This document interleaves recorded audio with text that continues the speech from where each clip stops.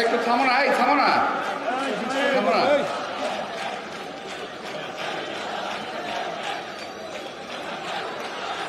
একটু থামো না ভাই, থামো। বিসমিল্লাহির রহমানির রহিম। আজকের দেশনেত্রী বেগম খালেদা জিয়ার মুক্তির দাবিতে আয়োজিত সভার সম্মানিত প্রধান অতিথি বিএনপি মহাসচিব মির্জা ফখরুল ইসলাম আলমগীর, উপস্থিত আমার সহকর্মী নেতৃবৃন্দ, আমার সামনের আমার সহযোদ্ধা, রাজপথের কর্মী ভাই ও বোনেরা, আসসালামু আলাইকুম। এটা নাই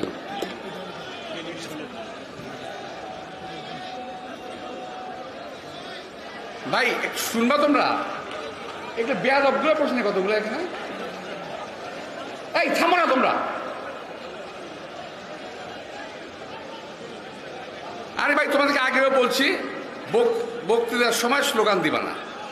বক্তৃতা একজন দেবে, একজন গ্যাপ হবে, তখন সব স্লোগান দেবা। বক্তৃতার স্লোগান দেওয়া শুরু করো। নিজেও কিছু শোনো না, অন্য জনকে শুনতে দাও না, বলতেও দাও না। প্রিয় ভাইয়েরা, আমি ছোট্ট একটা লাইন দিয়ে আমার বক্তব্য শুরু করছি। আমি কবরস্থানে গিয়ে দেখেছি, এমন অনেকের কবর দেখেছি যারা মৃত্যুর ভয়ে মুক্তিযুদ্ধে যায় নাই। আমার কথা বুঝতে পারছেন? এটা বুঝতে হবে। যারা মৃত্যুর ভয়ে মুক্তিযুদ্ধে যায় নাই,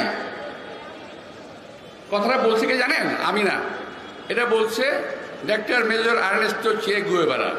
উনি কিউবার আগে মুক্তিযুদ্ধ ছিলেন, পরবর্তী পর্যায়ে বলিভিয়ায় ওনাকে হত্যা করা হয়েছে। এই কথাটা আমি এই কারণে বলছি যে আমরা যারা আজকে এখানে উপস্থিত হয়েছি, মঞ্চেও আছি, মঞ্চের নিচেও আছি, আমরা আজকে 15টা বছর আন্দোলন করছি। আন্দোলনের কোনো ফল আমরা ঘরে আনতে পারি নাই। এবার আমরা যখন প্রশ্ন করি যে কেন হচ্ছে না এটা, আমরা যখন নিজেরা নিজেকে জিজ্ঞেস করি যে আমরা যথাসময়ে আমরা মাঠে থাকি না।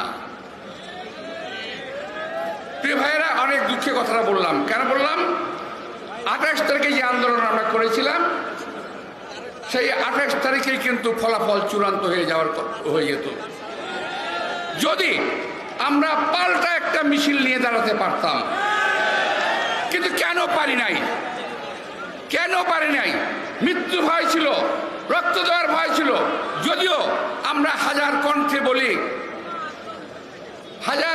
বলি খালেদা জিয়া ভয় নাই, রাজপথ ছাড়ি নাই, খালেদা জিয়ার কিছু হলে জ্বলবে আগুন, ঘরাঘর ইত্যাদিতে স্লোগান দেই। খালেদা জিয়াকে আমাকে এই কথা শুনিয়ে কোনো লাভ নাই। আমাদেরকে তৈরি হতে হবে। খালেদা জিয়া মানে গণতন্ত্র, খালেদা জিয়া মানে এদেশের স্বাধীনতা। এক ভাই নিয়ে আসছে, ব্যানার নিয়ে আসছে, কিছুই লেখে নাই, দেশনেত্রী বেগম খালেদা জিয়ার একটা ছবি, নিচে লেখা আছে খালেদা জিয়া সুস্থ হলে দেশ সুস্থ থাকবে, আর কোনো স্লোগান নাই। কথা তো ঠিক, খালেদা জিয়া অসুস্থ, আজকে পুরো জাতি অসুস্থ হয়ে গেছে, চোর ডাকাতে ভরে গেছে দেশ। এটা আমার বক্তব্য না, পত্রিকা খুললেই আজকাল দেখা যায়। আমাদের কিছু সাংবাদিক ভাইদের ইদানিং একটু সাহস হয়েছে বলে আমার মনে হয়। সরকার পত্রিকা লিখতে দেয় না, চুরি বাটপাড়ির কথা লিখতে দেয় না, চোরদের কথা লিখতে দেয় না, কিন্তু কিছু খবর প্রকাশ হয়ে যায়, বিশেষ করে সোশ্যাল মিডিয়ার কারণে। প্রিয় ভাইয়েরা, আজকে আমি ওই কথাটা বললাম এই কারণে যে আমাদের যে জনসমর্থন, এই জনসমর্থনকে কাজে লাগিয়ে আমাদেরকে প্রত্যেকটা কর্মীকে, প্রত্যেক এলাকার আমাদের যারা সমর্থক আছে তাদেরকেও মাঠে নিয়ে আসতে হবে। আজকে দেখলাম দেখি জানেন সোশ্যাল মিডিয়ায় ওই যে কি ট্রানজিট না কি বলছে, রেলপথ নিয়ে অনেক কথা হচ্ছে, অনেক লেখালেখি হচ্ছে। কি ক্ষতি হবে, কি ক্ষতি হবে সব লেখা হচ্ছে, কিন্তু কেউ কিন্তু লেখে নাই কি করতে হবে। প্রিয় ভাইরা, সমস্যা আছে, সমস্যা থাকবে, এর সমাধানও করতে হবে। আমরা পাকিস্তানিদের সঙ্গে যুদ্ধ করেছি। মাওলানা ভাসানী বলেছিলেন পাকিস্তানের থেকে কি জানি বললেন, পাকিস্তান থেকে মুক্ত হয়েছি দিল্লির দাসত্ব করার জন্য নয়। এটা আমার কথা নয়, মাওলানা ভাসানীর কথা। প্রিয় ভাইরা, ইদানিং এই কথার উপরে আমাদের বিরোধী দলের নেতা কি নাম, আমাদের কাদের সাহেব খুব ক্ষুব্ধ হয়েছেন ভীষণ। বিএনপি ভারত বিদ্বেষী কথা বলছে। আরেকটা কথা আজকে বলছেন, বিদেশে আওয়ামী লীগের কোনো প্রভু নাই, বন্ধু আছে। ডায়লগটা কিন্তু আমাদের। আমার নেত্রী বেগম খালেদা জিয়া প্রথম বলেন বিদেশে আমাদের কোনো বন্ধু নাই, শত্রু নাই, প্রভু নাই, কিন্তু আমাদের বন্ধু আছে। কথাটা বাস্তব। এটা কে বলেছে? দেশনেত্রী বেগম খালেদা জিয়া। সেই কথাটা আজকে ওবায়দুল কাদের সাহেব বলেছেন যে আমাদের বিদেশে আমাদের বন্ধু আছে। এখন উনি বলেন ভারত বিদ্বেষী কথাবার্তা বলছে বিএনপি। ভাই, বিএনপি ভারত বিদ্বেষী কখনোই ছিল না।